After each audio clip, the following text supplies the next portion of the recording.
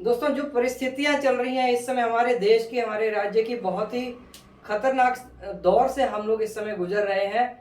हम एक तरफ देखते हैं कि लोग असहाय घूम रहे हैं, सभी जो है, कोई सिलेंडर के लिए असहाय घूम रहा है, कोई कंसंट्रेटर के लिए असहाय घूम रहा है।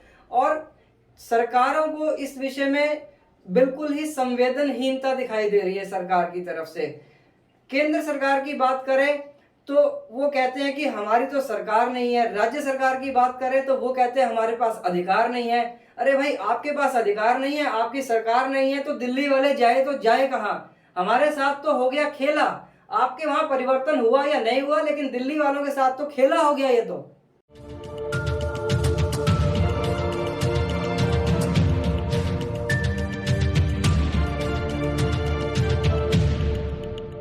पहली वेव के बाद में, पहली फर्स्ट कोविड वेव के बाद में हमारे पास में लगभग 9 महीने का समय था। ये सरकारें हमारी क्या कर रही थी? कोई अपने आप को जो है इश्तेहारों में चमका रहा था और कोई जो है चुनावों की तैयारी में लगे हुए थे। तो बाकी पब्लिक के लिए आपने क्या तैयारियां करी, उसकी पूरी कलाई खुल चुकी है। पहले हम देखते थे, सुनने में आता था कि फलाने फलाने जो है कुछ लोग सरकार की तरफ से जो है कोई सिंगापुर जा रहे हैं। किस लिए जा रहे हैं जी? वहां पे सीवरेज के कनेक्शन कैसे लगाए जाते हैं उसको चेक करने के लिए एक डेलीगेशन जा रहा है, सपरिवार डेलीगेशन जाता था। कोई कहता था जी कि वहां पे इटली जा रहे हैं, वहां पे देखने जा रहे हैं कि वाटर की जो है समस्या है उसको कैसे देखा जाता है। जलवायु के लिए कोई लोग जो है यूरोप के टूर लगाते थे। वो इतने इतने पैसे, हमारे जो टैक्स के पैसों से ये लोग टूर करने जाते थे। तो क्या इन लोगों ने अब ये नहीं सीखा कि 4 महीने पहले जब जो है इंग्लैंड के अंदर, लंदन के अंदर जो है ये सेकेंड वेव आई, उन लोगों के पास में ऑक्सीजन की कमी आई, उन लोगों के पास में भी यही परिस्थितियां हुई, तो उन्होंने अपने आप को इससे कैसे उबारा? यही सेकेंड वेव जब अमेरिका में आई तो उन लोगों ने अपने आप को इस स्थिति से कैसे उबारा और कैसे वो इस सब से निकल के आए? सरकार को इस ओर ध्यान देना चाहिए था कि 4 महीने हमारे पास में है ये देखने के लिए कि वो लोग जो है वेस्ट में इस समस्या से कैसे डील कर रहे हैं। हमने उनसे कुछ सीखा ही नहीं है। अब जब हमारे ऊपर समस्या खड़ी हो गई है तो हम कुआं खोद के जो है आग बुझाने की तैयारी कर रहे हैं, और वो अब जो चीजें देखने को मिल रही है वो उसी का ही परिणाम है। एक और हम लोग सरकारों की कमियां तो सभी निकाल रहे हैं कि सरकार ने ये नहीं किया, सरकार ने वो नहीं किया, लेकिन जब हमारे ऊपर बारी आ रही है तो हम लोग क्या कर रहे हैं? हमें जब पता चलता है कि जो है ऑक्सीजन की जरूरत है तो फटाफट ऑक्सीजन को जो है सभी लोग जो है ब्लॉक कर देते हैं, सभी उठा उठा के अपने घरों में रख लेते हैं। हमें पता चलता है कि रेमडेसिविर जो दवाई है, इसके इंजेक्शन से जो है कोविड के पेशेंट्स ठीक हो रहे हैं, तो उसको हम लोग ब्लॉक कर लेते हैं, उसे उठा के रख लेते हैं। मतलब एक 900 रुपए, 1000 रुपए का इंजेक्शन 30-30 हजार रुपए में हम लोग ब्लैक में बेच रहे हैं। ऑक्सीजन सिलेंडर जो है 10-10 हजार रुपए के हम लोग बेच रहे हैं। ऑक्सीजन कॉन्सेंट्रेटर जिसकी मात्र 25 से 30 हजार रुपए जो है उसकी कॉस्ट थी, वो उठा के लाख, 1.25 लाख रुपए में हम लोग बेच रहे हैं। कहाँ गया हमारा जमीर? किस लिए हम लोग जो है इतना पैसा ये इकट्ठा कर रहे हैं और किस काम आएगा दोस्तों ये पैसा हमारा? ये अब देखो, एम्बुलेंस वालों को देख लीजिए, दिल्ली के अंदर 3 किलोमीटर एम्बुलेंस चलाने के लिए वो 6,000-7,000 रुपए मांगते हैं। दिल्ली से गाजियाबाद जाना हो या गाजियाबाद से दिल्ली आना हो, मेरठ से दिल्ली आना हो, 50,000 रुपए एम्बुलेंस के मांग रहे हैं। मतलब हर इंसान ये चाहता है कि इस मौके का फायदा उठाया जाए। क्या मोदी जी ने आपको यह कहा था कि आपदा में अवसर ढूंढे?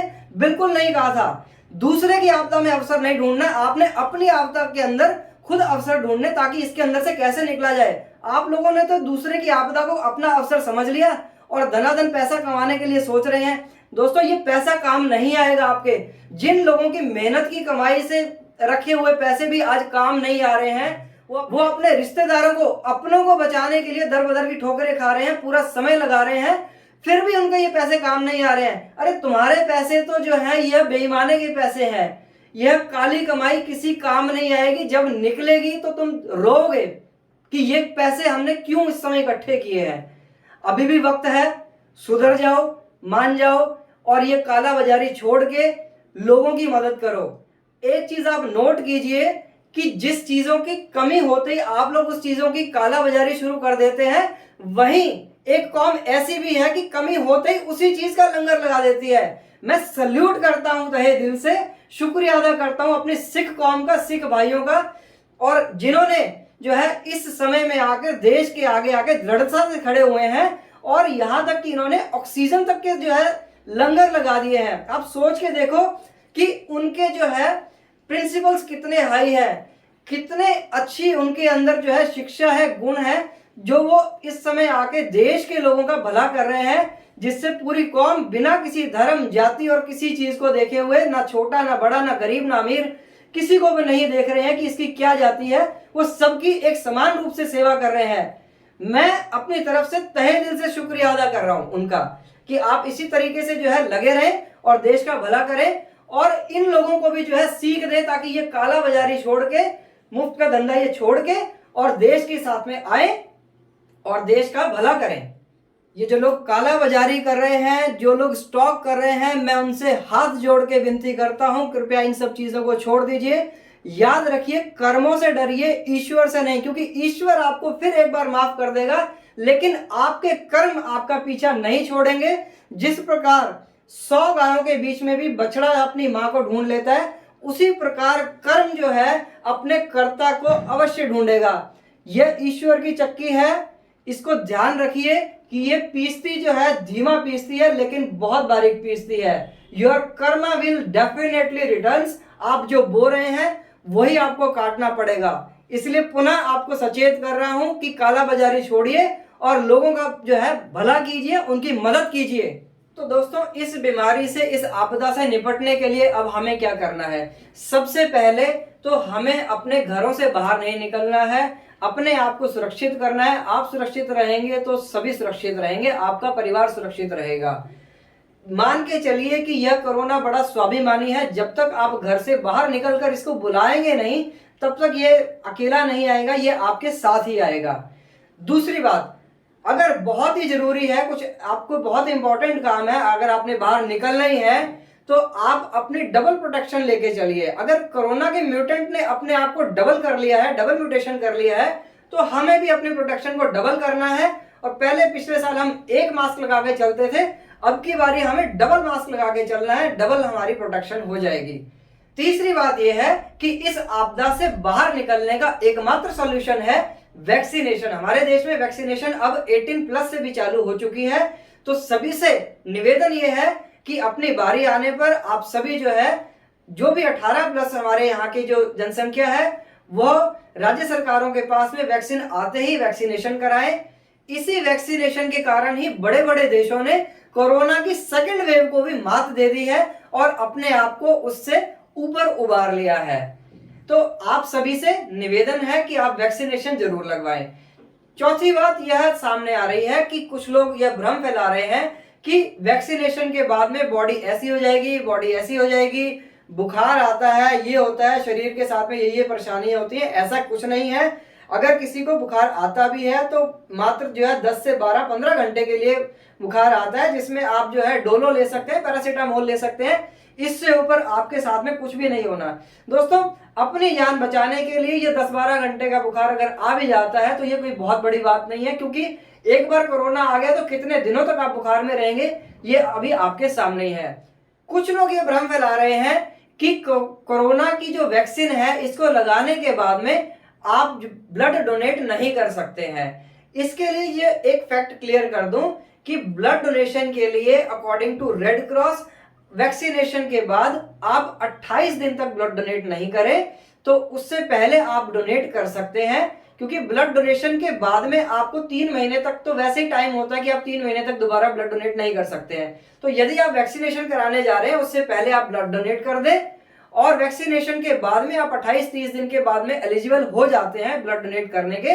लेकिन क्योंकि आप पहले ब्लड डोनेट कर चुके हैं 1 महीना पहले, तो उसके बाद आपके पास में और 2 महीने का टाइम बढ़ जाता है, जिससे आप पूर्णतः स्वस्थ रहेंगे और आपकी वैक्सीनेशन भी भली भांति बढ़िया चलेगी। जिस प्रकार ब्लड डोनेशन की बात हो रही है, उसी प्रकार आज जो है हमारे देश को जरूरत है प्लाज्मा डोनर्स की। कोविड से बचने के लिए आप जो भी कोविड को जीत चुके हैं, जिन्होंने भी जो है इसको पार कर लिया है, और उनको पिछले 15 दिन में यदि उनको कोई भी फीवर का सिम्टम नहीं है, तो वो जाकर प्लाज्मा डोनेट कर सकते हैं। और जरूर प्लाज्मा डोनेट करें, जिससे कि बाकी सभी पेशेंट्स को आपके डोनेट किए हुए प्लाज्मा से जल्द रिकवरी मिले और हमारा देश पुनः जो है प्रगति की राह पर चले। तो मित्रों, याद रखें, आपका एक प्लाज्मा डोनेट किया हुआ 2 जिंदगी को नई जिंदगी दे सकता है, दोनों को पुनर्जन्म मिल सकता है। तो जरूर प्लाज्मा डोनेट करें। प्लाज्मा बैंक्स जगह जगह बन गए हैं। राज्य सरकारें, केंद्र सरकारों ने जगह जगह प्लाज्मा डोनेशन के लिए बैंक्स बना दिए हैं। वहां जाके आप प्लाज्मा डोनेट करें और जरूरतमंद लोगों की जान बचाएं। एक निवेदन मैं साथ ही जो है सोशल मीडिया पर और सोशल मीडिया के व्हाट्सएप के ज्ञानियों को करना चाहता हूं कि जब हम टीवी चलाते हैं, न्यूज चैनल कोई भी चला लो, तो न्यूज चैनल खुलते ही सिर्फ एक ही न्यूज मिलती है, आज देश के अंदर इतने लाख कोविड पॉजिटिव हो गए हैं, आज देश के अंदर इतने हजार लोगों की डेथ हो गई है, आज देश के अंदर ऑक्सीजन की ये कमी हुई है, आज ये मतलब टोटली लगा के नेगेटिव नेगेटिव नेगेटिव।